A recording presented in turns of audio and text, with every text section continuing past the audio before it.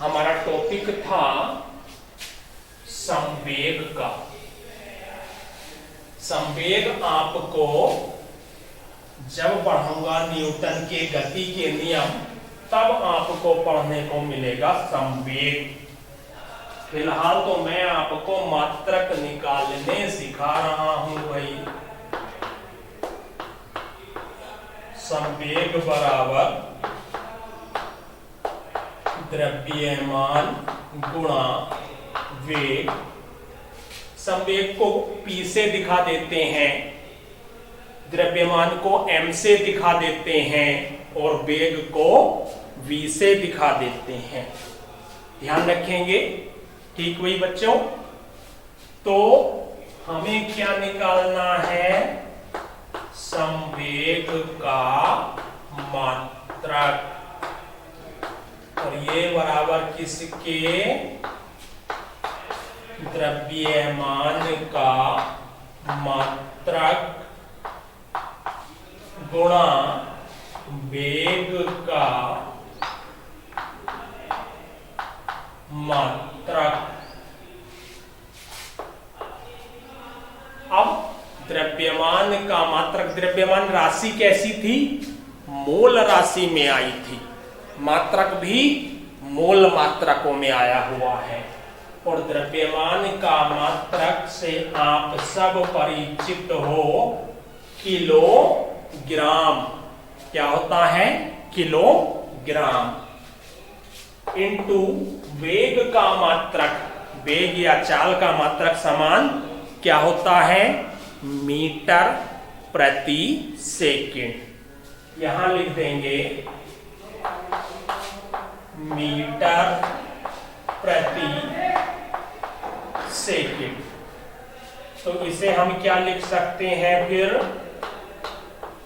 Kilogram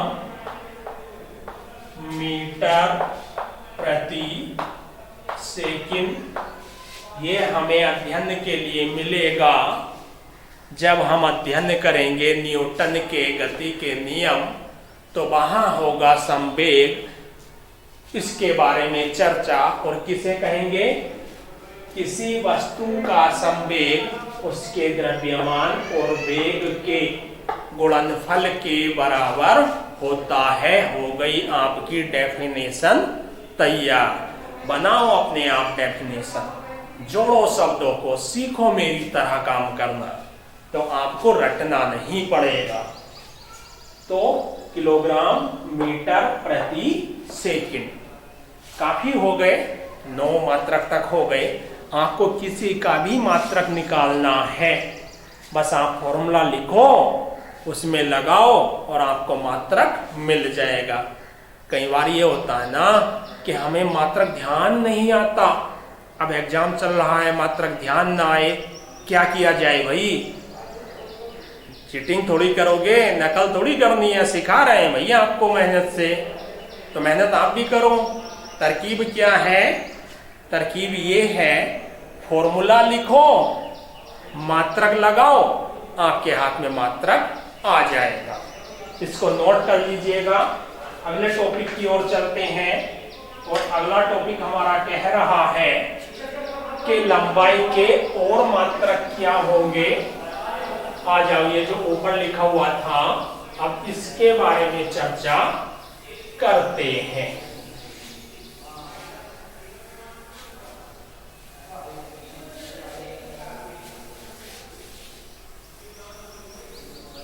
सबसे ऊपर दिखाई दे रहा है माइक्रोन। क्या दिखाई दे रहा है आपको? सबसे ऊपर दिखाई देगा माइक्रोन। माइक्रोन क्या है? पहले तो सीखो सिंबल बनाना। यू बनाते हो, ऐसे निकाल दो। फिर से देखो, इधर घुंडी है, इधर भी निकाल लो। नाम क्या होगा? म्यू। कैसे लिखेंगे? ऐसे। तो अब हम शब्दों को थोड़ी लिखने वाले हैं, हमें तो इंडिकेट करने के लिए अक्षर चाहिए होता है। और अक्सर क्या कहता है कि यू की इधर भी घुंडी लगा दो, इधर भी लगा दो, अक्सर तैयार हुआ म्यू। क्लियर? यूज कहाँ करना होगा, सवाल यह उठता है। और यह सवाल हमें क्या बताता है कि जिन वस्तुओं को हम अपनी आंखों से देख सकते हैं उन्हें बड़ी आसानी से हम नाप लेते हैं, लेकिन ऐसी बहुत सारी चीजें हैं जिन्हें हम अपनी आंखों से देख ही नहीं पाते। यानी जीवाणु सतह पर होते हैं, हमारे हाथ पे हो सकते हैं, बोर्ड पे हो सकता है। उसका आकार व्यक्त करने के लिए वैज्ञानिकों ने खोज की माइक्रोन मात्रक की। सूक्ष्म के लिए जो अति सूक्ष्म वस्तुएं हो गई, वस्तुएं अर्थात जीवाणु हो गए, तो उनका आकार कैसे ज्ञात करें, उसके लिए आया मात्रक माइक्रोन। लिखा हुआ है देखो, माइक्रोन लंबाई का एक सूक्ष्म मात्रक है जो जीवाणुओं के आकार को व्यक्त करने में प्रयुक्त होता है। इसे म्यू से प्रदर्शित करते हैं। 1 माइक्रोन मीटर का 10 लाखवां भाग होता है। इसे माइक्रोमीटर भी कहते हैं। अब थोड़ी सी टेंशन क्या हुई आपको, ये 10 लाखवां भाग होता है, क्या मामला है? अब इसको सुनो, आपकी घड़ी में सेकंड वाली सुई होती है सबकी घड़ी में, नहीं देखी? सबने देखी भाई, बचपन से समय देखना सिखाते हैं परिवार के सदस्य, ठीक? तो वो जो सेकंड वाली सुई है, हम मान लो वो सबसे बड़ी होती है। एक तो ये पहचान है, छोटा बच्चा कहता ना जो सबसे बड़ी वाली है, या जो सबसे छोटी वाली सुई वो है, देख के बताओ कहां पर है। जब छोटे बच्चे को सिखाते हैं समय देखना, तो वहीं पर हमें क्या दिखाई देती है, सबसे बड़ी सुई दिखाई देती है।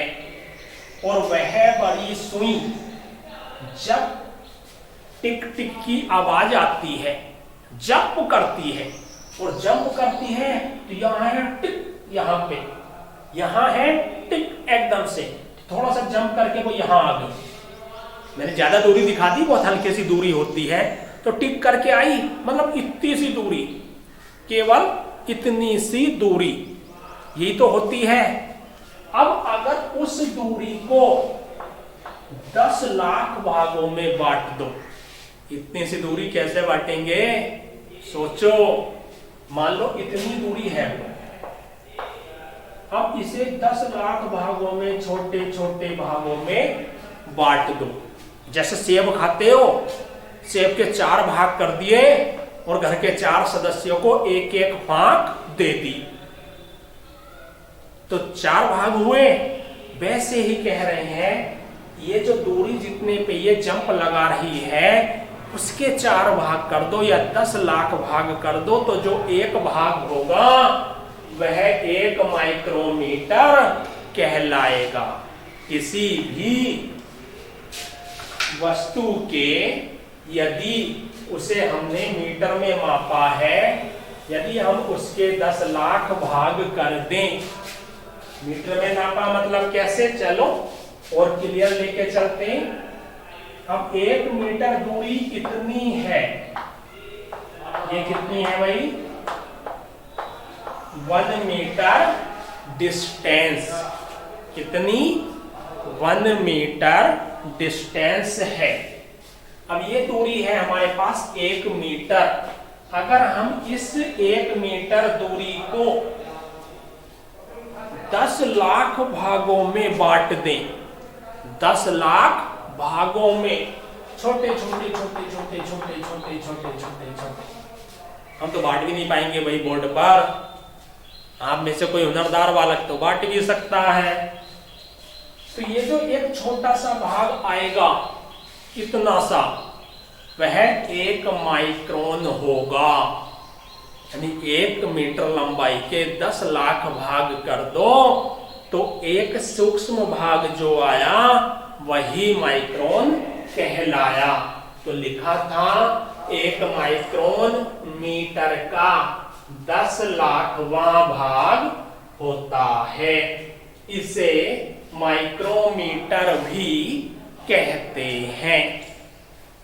अब 10 लाखवां भाग, तो भाग देनी होगी। तो 1 माइक्रोन बराबर इकाई, दहाई, सैकड़ा, हजार, 10,000, लाख, 10 लाख। तो 10 लाख तक हम ले गए अपनी संख्या को लिखते हुए। अब 10 लाख में शून्य जो हमारे शामिल हुए, वह शून्य हमारे शामिल हुए 6। गिनो, 1 2 3 4 5 6 शून्य हो गए। अब 6 शून्य का मतलब 10 की पावर 6, 10 की पावर 6 यहां आ गई। देखो ध्यान से, 10 की पावर 6 लिखा हुआ है। अब नीचे है, ऊपर ले जाओ। ऊपर कहां? भगवान जी के पास थोड़ी जाना है अभी, ये तो बहुत कुछ करना है। तो नीचे प्लस के 6, ऊपर ले गए माइनस के 6। तो क्या निष्कर्ष निकला कि 1 माइक्रोन में 10 की घात -6 मीटर होते हैं। यानी क्या लिख सकते हो? 1 माइक्रोन बराबर 10 की पावर -6 मीटर। इतना हमारा क्लियर हुई बात आके। तो फिर कॉपी में नोट्स बनाते रहेंगे, छोड़ना कुछ नहीं है। क्रम क्या चल रहा था? पहले व्युत्पन्न मात्रक पूरे करो, 9 कराए मैंने, उनको फिर कॉपी में नोट कर लो। उसके बाद हेडिंग डालो माइक्रोन, या यहाँ पे हेडिंग डाल लेना लंबाई के छोटे मात्रक। एक हेडिंग आपका आ जाएगा, क्या हेडिंग आ जाएगा? लंबाई के छोटे मात्रक। और उसके बाद हेडिंग आ जाएगा माइक्रोन। माइक्रोन की डेफिनेशन लिख देंगे। क्लियर मैंने आपके साथ कर दी है, आपको समझा दी। कोई भी समस्या आपको आए, मुझसे आप संपर्क कर सकते हैं और मैं आपकी समस्या का निराकरण अवश्य करूंगा। ये क्लियर हो गया? इस लाइन के बाद, यहां तक के बाद इसको आप लिख देना।